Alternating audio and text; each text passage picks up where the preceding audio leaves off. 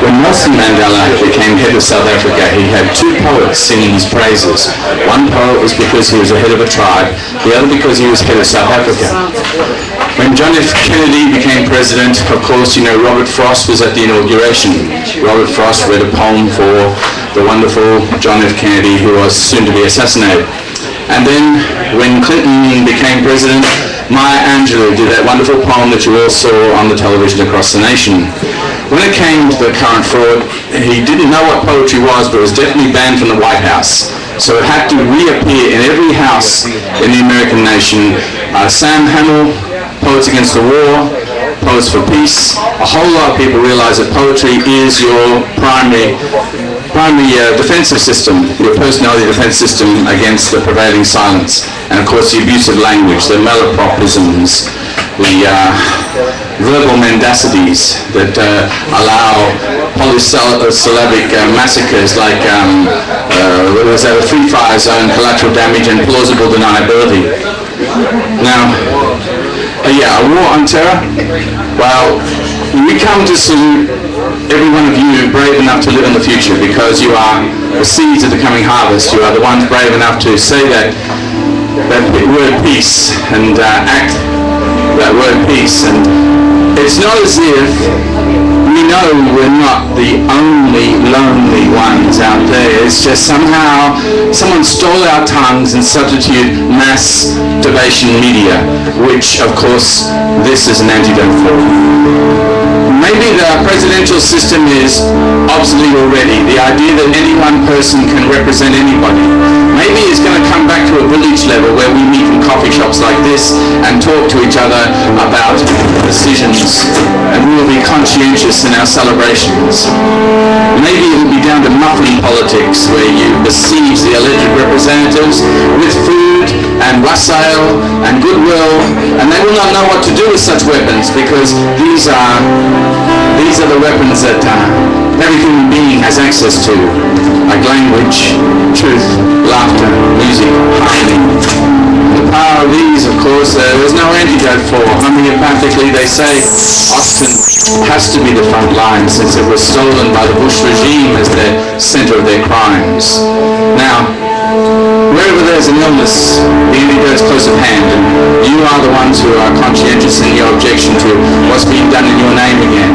And those brave souls who have come this evening to speak to those tribal wonders who understand the importance of actually saying something and doing something as one thing, not two separate regimes. And this is no political speech, this is no Osama bin Laden video. This is actually human speak, human tribe, in a coffee shop by two unemployed Democrats who poured their tiny profits into the coffee cups from which we all drink this evening.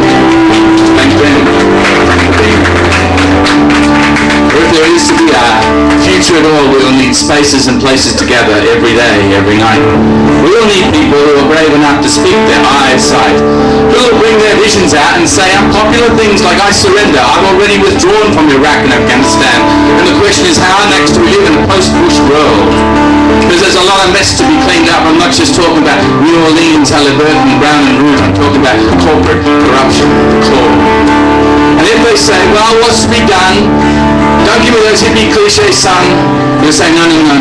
For every problem, we'll find a solution.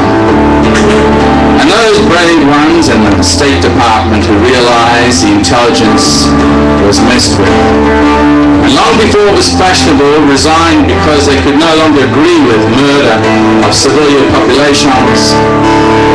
And those going on trial tomorrow morning and putting their body in prison, saying, yeah, I deserve it because I don't want to kill anyone. Well, they're probably braver than me who simply speaks, because you see, they went on one tour and then found out the basic truth that war is terror. And if they say support the troops, I say support your local poets and musicians and support your artists, because they're weaving wonders. If we say support the troops, how do you support them? The torturers in Abu Ghraib, the ones on the video camera, the ones shooting down children? If they say support home.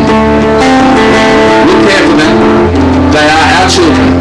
Volunteers. If they want to object conscientiously to the slaughter being done in our name, well, we stand as that treasured minority stand with them, because none of us want to kill.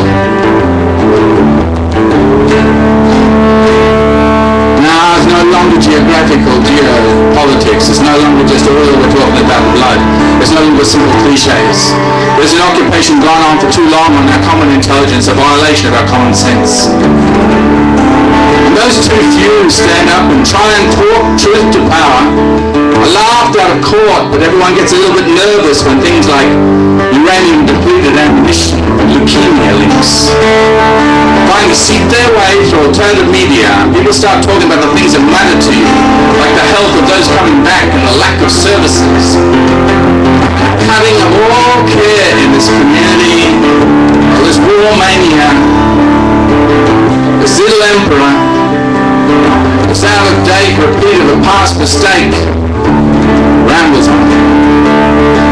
Now, we're not part of an occupation. We've come back to our home nation, and we are here in conversation. This evening you will hear from speakers of those brave ones. We're only like the picador with all the troubadours. There's a tsunami of change going on. Whether it's Obama or Hillary Clinton, the only ones I find represent anyone are the dreamers and brave ones living in your skin. I can't hand over my power to someone else's palm. Everyone should have their own guitar. Everyone should have not those sculpted ones that can't be played little all over Austin. No, a real one. Everyone should have their own microphone, their own PA system, their own beautiful musicians. Everyone should have their own coffee shop, their own computer. Everyone, don't tell me I'm dreaming in here, because I'm dreaming in here. Because what else can you do when you live in the middle of someone else's nightmare? None of us want to kill anyone. So let's say, they ask you then, what are you going to do? Well, the first step is obvious. You don't subscribe to the past. You don't put any energy into the war enterprises and start building at home, because this is where your will and your energy comes from. There are broken cities like New Orleans that still are not hygienic or clean. Putting the National Guard in only increases the problem. And even when Mardi Gras comes back, there's still that little fear of attack that how come there's been so many murders in the city since Katrina? And at any point to overseas and say we're exporting democracy, well, ask the people of that regime, are we really with them or manipulating? And where's the people's will if we can't speak our minds? And what sort of democracy do we find when even our election processes have been tainted? Well, all this you already know. This is no MTV show. This is no Britney Spears haircut, nor Anna Nicole. Because when it comes down to distraction enterprises, everyone wants to know how we survive them in a time when they only want endless war and budget deficiting. Tax cuts for the rich, job cuts for the poor. And what we say is, walk away then. Be conscientious in your celebrating. Withdraw the power from the past regime and start being the solution. I don't know who your heroes are, but there's at least two of them this evening. And when they step up on this microphone and they start giving you their personal truth, it's not just words they're talking to, it's their actions, their decisions. I wear no gun, no bomb, no uniform. These are the only arms I need. And the only proposition advancing this evening is that we can come through. We're not having to fight or conflict or be divided. If it can be peaceful here tonight, how far can this be extended? It's a strange